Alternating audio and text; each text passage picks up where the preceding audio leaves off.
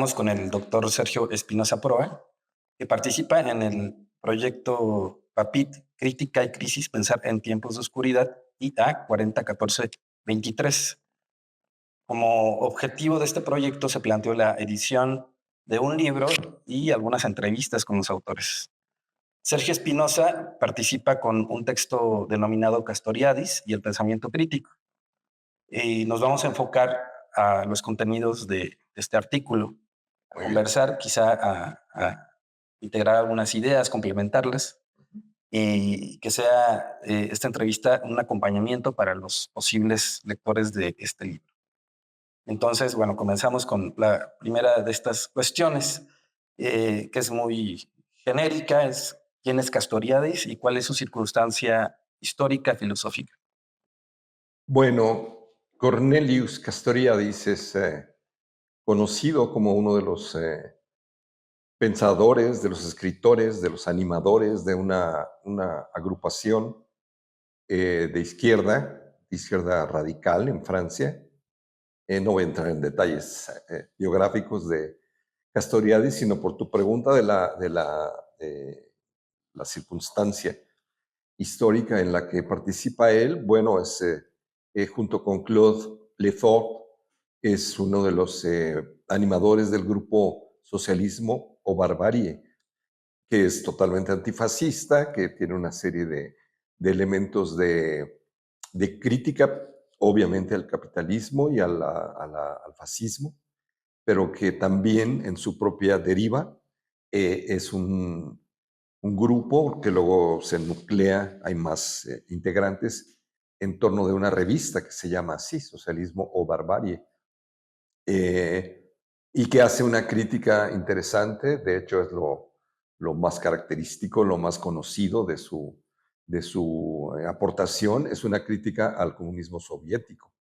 Es decir, es una agrupación de gente que es muy crítica del capitalismo, pero que pronto se dan cuenta, en el momento histórico de la posguerra en Francia, se dan cuenta de la impostura y de la desviación tan terrible que hay en el estalinismo, en la forma en que se conoce en Occidente la revolución bolchevique, y se van separando y van haciendo una crítica a veces más cruel y más penetrante que con el mismo fascismo y el capitalismo. O sea, lo que Castoriadis, que es una confluencia de elementos, lo que es conocido como uno de los críticos más agudos del totalitarismo burocrático al que da pie en la Unión Soviética. Esa sería como, en términos muy generales, la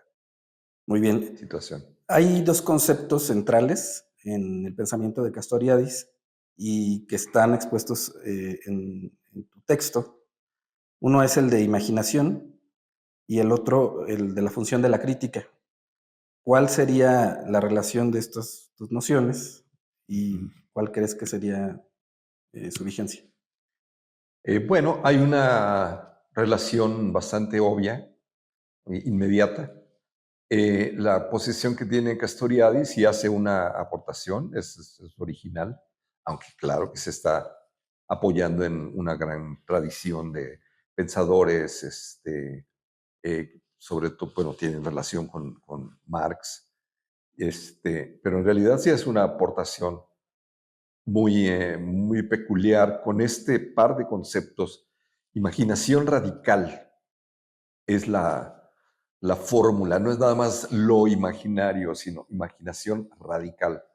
Esa es una posición que a Castoriadis lo aproxima mucho, porque él también es psicoanalista, y entonces compite un poco con la formulación de esa misma época de Jacques Lacan. Entonces hay una como amistad, enemistad con Lacan, y el concepto de imaginación radical se opone en gran medida a la concepción, pues podríamos calificarla de muchas maneras, pero digamos, podríamos decir y aplicar el término neobarroco con Gongorino, de Lacan. Y lo que hace Castoriadis, que pues tiene una clara ascendencia griega, es enfatizar, ¿no? La imaginación radical como aquello que nos constituye como sujetos, pero también como sujetos colectivos. Entonces no es nada más que como individuos estemos así motivados por la imaginación, por darle valores, por, eh, eh, por estructurar una serie de contenidos a través de la imaginación, sino que nos constituye como grupos, como individuos sociales. Ese es muy, muy característico de su concepto de imaginación radical. Eh, Tiene algún origen kantiano en el sentido de que habría, bueno, para Kant es la imaginación trascendental, pero para Castoriadis es una radicalidad de que el ser humano es fundamentalmente un ente creativo que crea sus condiciones, no como los niños, ay, qué creativo es este niño, sino que es todas las condiciones. Se inventa mucho el ser humano a sí mismo como individuo y se inventa con otros. Entonces, bueno, ese es lo fundamental en la categoría de imaginación radical. Si es así, si es uno de los rasgos básicos del ser humano, el concepto de crítica está necesariamente asociado porque la crítica vendría a ser como una figura de la imaginación radical. Es decir, un ser humano, si es imaginación radical cada individuo, aunque sea, no es un ego cogito a la manera en que lo concibe Descartes, sino que es una pulsión de estructuras imaginarias. La crítica del mundo social, o crítica de todos los elementos de la realidad es fundamental, es parte fundamental de este mismo proceso de imaginación radical, de institución imaginaria. El libro más importante se llama así, La institución imaginaria de la sociedad. Es decir, lo que me parece que es muy importante de Castoriadis, y por esta pregunta que haces, es insoslayable, es que su punto de vista, su punto de partida es radicalmente inmanente. Es decir, no hay ningún valor trascendente. Es decir, para decirlo con sus palabras, con la palabra exacta, no hay Dios. No existe una remisión a una especie de sobrenaturaleza, una especie de revelación en donde estarían los valores fundamentales. Entonces, al hablar de imaginación radical, lo que está diciendo Castoriadis es que somos huérfanos.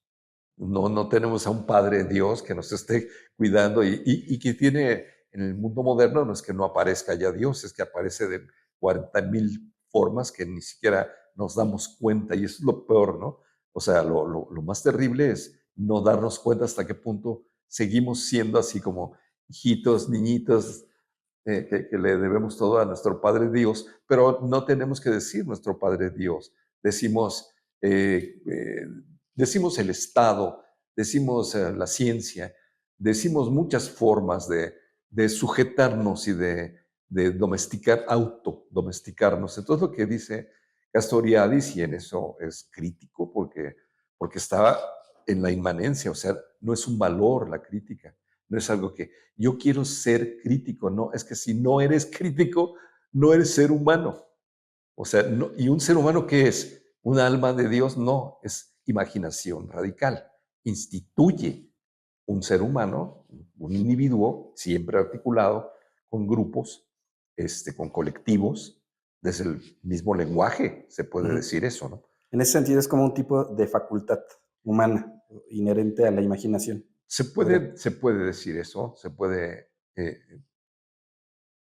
es una pregunta muy, muy interesante porque la idea de que cada ser humano es imaginación radical daría esa impresión de que sería como una facultad en el sentido kantiano. Es un poder que tiene el ser humano de hacerlo o no hacerlo. Y creo que la posición de Castoriadis es incluso más radical, más profunda. O sea, no es una cuestión nada más de que puedo o puedo no ejercer esta facultad, sino que es constitutiva. La imaginación radical es constitutiva del ser humano, no es yo puedo o puedo no, sino que es constitutiva, que hay formas de reprimir esa imaginación radical poniéndose en manos de cualquier otro, del señor cura o del tío más importante de la familia o incluso del maestro o de... Esto tendría que ver con la crítica que hace Castoriadis al psicoanálisis. Exactamente eso voy. Es decir, la, la crítica que hace, por ejemplo, a Jacques Lacan es terrible porque dice, pues este tipo está, lo único que hace aparentemente fomentando esa facultad de autonomía, lo que está haciendo es una transposición, el nombre del padre, todas las cosas, el modo en que le reconoce algunos avances en relación con Freud. O sea, Jacques Lacan, pues es por lo pronto, o no se puede negar que sí elabora una serie de cosas que Freud se quedó en un territorio, pues, de su época, que quería hacer del psicoanálisis una ciencia y que estuviera reconocida como una ciencia. Y Jacques Lacan, pues, que muere en 1980, pues no tiene esa preocupación. Aún así, es decir, el psicoanálisis no es una ciencia ni lo quiere ser nunca. Y sin embargo, hay una traslación de la ley del padre, de no cedas a tu deseo. O sea, es represión lo que hay en Lacan. Y su crítica de Castoriadis al psicoanálisis es que simplemente está traduciendo, trasladando, cambiando de ámbito, de escenografía, una heteronomía, que es exactamente esto de lo que preguntas de la imaginación radical, no como una facultad, sino como un modo de ser humano que está totalmente reprimido por esta remisión a un padre. Eso sería la relación que habría entre imaginación radical y crítica, y ahora vemos también que Ujú. con psicoanálisis, ¿no? Dices en una parte, en la parte final de tu artículo, lo hermoso de la crítica radica en sumergirse en ese momento en que la decisión consiste en afirmarse, ahí donde nada ha sido decidido, posicionarse en favor de aquello que no se sabe. ¿Constituye exactamente el movimiento de la ironía socrática? ¿Te preguntas? Sí, puede ser. Pues bueno, yo escribí eso, no estoy muy de acuerdo, Rafael. Sí estoy. Lo que pasa es que, bueno, la afirmación sí hay muchas referencias y remisiones implícitas, a veces explícitas, de Castoriadis a la gran tradición filosófica. Entonces, bueno, obviamente cuando hace esta afirmación de la imaginación radical, pues no se apoya en autores como Hegel o como, digámoslo así, del lado cristiano de la tradición filosófica, sino a gente que son muy, o bien paganos totalmente, que pertenecen a una cosmovisión no cristiana, o bien judíos. O sea, sí, claro que Spinoza está muy primero en un papel muy relevante, aunque no hace mucho, o sea, no hace historia de la filosofía Castoriadis, pero con su concepción de que hay que afirmarse incluso donde no hay ninguna seguridad, que es lo que trato de expresar en ese párrafo. Este, es muy, o sea, lo que está diciendo y que se retoma de Spinoza es que no hay una necesidad de que obedezca uno a un valor. O sea, está bien o está mal apoyar a las víctimas del holocausto, por ejemplo. Pues claro que está bien, pero no es porque oye, no hay derecho, ahí es una crueldad, es inhumano. O sea, jamás es esta como reconvención moral, ¿no? que habría en ser crítico porque hay una cuestión de presión moral, de que hay que estar con las víctimas. Eso jamás lo vas a encontrar. En Castoriadis es un poco la inocencia de, esto no está decidido, ¿no? Es más, vamos a decirlo fuerte, no está decidido que el fascismo sea peor que el bolchevismo. Y lo dice un crítico, un tipo que sabes que es de izquierda, ¿no? Entonces, que diga, es que yo no estoy muy seguro de cuál de las dos formas, el totalitarismo soviético o el fascismo occidental, alemán o italiano, sea peor. No sabemos cuál es peor. Sabemos que son insoportables ambos, pero es en esta indecisión donde incluso así se hace una afirmación incondicional, ¿no? Y eso es lo que a mí me parece que de Castoriadis es muy rescatable, ¿no? Porque sí llega un momento donde dice, hubo un punto en mi propia formación, tiene una historia maravillosa, ¿no? De compromiso político ahí con una serie de agrupaciones obreras, él habla de la autogestión. Es un pensador interesante, ¿no? Es muy libre. Y él dice, yo llegué en un momento a plantearme, o sigo pensando en la revolución, o sigo siendo marxista. Y pues claro, preferí la revolución porque el marxismo es una camisa de fuerza finalmente, ¿no? Entonces, bueno, esa es la posición que tendría respecto a la Claro. crítica. Esto tiene que ver ya de alguna manera con la actualidad de su pensamiento, pero ¿qué otros aspectos crees que son rescatables o que pueden actualizarse hoy en día? Pues mira, el concepto, a mí desde hace muchos años, y era incluso amigo personal de Octavio Paz, y le concede una serie pues escribe, es un personaje, es un colaborador permanente de Vuelta, ¿no? De la revista. Yo conocí a Castoriadis por mis lecturas de esa revista, y él, o sea, el concepto que a mí me atrajo mucho y que me parece muy interesante, que sigue siendo así como, pues no está resuelto, exactamente, que es lo que, un poco paralelo al concepto de aura en Benjamin, el concepto de magma en Castoriadis, me parece que son de esos conceptos no conceptos que siguen Conceptos límite, ¿no? Los llamará concepto de... límite o negación incluso de lo que puede ser conceptualizado. O sea, hasta aquí llegué en mi labor de concepto, pero también estoy consciente de que el concepto, si es concepto, cualquiera que sea, tiene una imposibilidad congénita de decirnos de revelarnos lo real. Entonces, este concepto de magma es como oscuro. En Platón podemos decir, hay conceptos así. En Platón, bueno, habla del agalma, que luego recupera mucho el psicoanálisis de Lacan. Hay muchos, serían conceptos límite, pero yo creo que va un poco más. O sea, es como la crítica conceptual a la voluntad de conceptualización, con un concepto o con una palabra tan rara como magma. El magma de representaciones, de imágenes, no utiliza la palabra inconsciente, Castoriadis, porque bueno, es psicoanalista, pero él dice, él tiene sus propias construcciones, ¿no?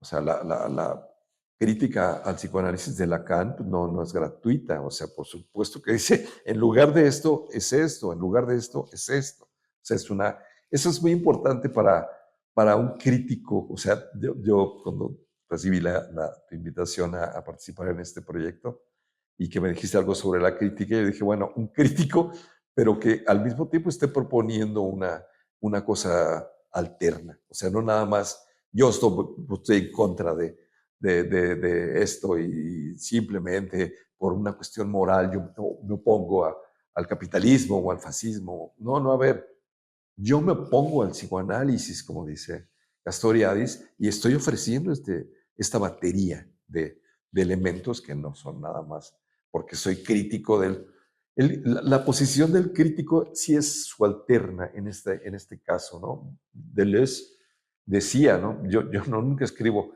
y no escribiré, nunca he escrito ni volveré a escribir, como dice la gente, algo en contra. O sea, escribir un texto en contra de alguien para Deleuze era una falta de respeto del lector. Yo no voy a decir qué es lo que me cae mal del mundo, ¿eh? No voy a ser crítico en ese sentido de criticón, de no, ya, es que a mí no me gusta, pues te invito al cine o a cenar o qué quieres que haga. ¿Cómo respondo yo que te estoy leyendo? No, lo que dice Deleuze es, lo que hay que hacer cada vez que escribe uno es escribir en favor de algo, no en contra de algo. En favor de algo puede ser muy crítico. Esa es la cuestión que Castoriadis no tiene mucha simpatía, no expresó una gran simpatía por Deleuze y por estos pensadores, pero sí se puede decir que son afines, ¿no? En esta misma idea. Claro, Castoriadis a veces se enreda un poco en echar, en aventar víboras y diablos en lo que dice, ¿no? Las cosas que dice de Lacan, como que es un charlatán y todo eso. Uno dice, bueno, es como con Nietzsche hablando del cristianismo, se pierden un poco. O sea, se sienten tan afectados que está justificado, ¿no? Que ellos sean así. Pero para un lector moderno, un lector actual, uno dice, pues estas son broncas, son cosas, no llegan a ser de verdulera la discusión ahí, pero sí baja mucho el nivel, así como la falta de respeto, ¿no? O sea, tú les estás hablando a gente que en su vida probablemente haya leído a Lacan, ni lo vaya a leer. Entonces no pierdas tanto tiempo decir, es que este no. Y eso me gusta mucho de Castoriadis y de estos que hay muchos pensadores críticos que son así, que pues yo no, o sea, yo podría pasarme aquí 3 horas hablando mal de esto, ¿no? No es de una persona, de esta situación. No. O sea, yo a cambio de esta situación, yo diría esto. Eso es lo que me parece muy rescatable, muy valioso actualmente. Muy bien, pues es muy claro. Creo que con esto podemos concluir. No me queda sino agradecerte, invitar a los que se encuentren con este video a la lectura del libro y a la lectura de tu ensayo, que será publicado por la Unidad de Investigación sobre Representaciones Culturales y Sociales de la UNAM. Y bueno, un agradecimiento también a los técnicos que nos apoyaron con esta grabación, a Mauri y a Mateo. Muchas Y gracias. Gracias.